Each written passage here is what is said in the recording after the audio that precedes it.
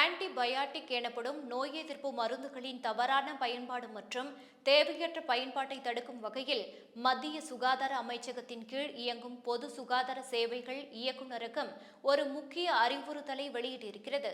ஆன்டிபயாட்டிக்குகளின் தவறான மற்றும் அதிகப்படியான பயன்பாடு மருந்துகளின் சக்தியை எதிர்க்கும் ஆற்றல் பெற்ற நோய்க்கிருமிகள் தோன்றுவதற்கான முக்கிய காரணங்களில் ஒன்றாகும்.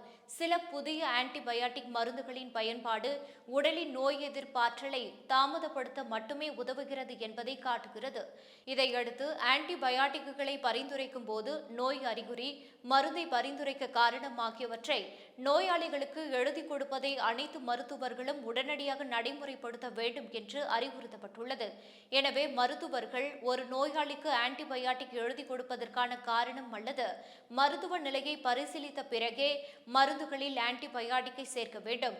ஒரு தகுதி வாய்ந்த மருத்துவரின் பரிந்துரையின் பேரில் மட்டுமே ஆன்டிபயாட்டிக் மருந்துகள் விற்கப்படுவதை உறுதி செய்யுமாறும் மருந்தாளுநர் சங்கங்களை பொது சுகாதார சேவைகள் இயக்குநரகம் அறிவுறுத்தியுள்ளது.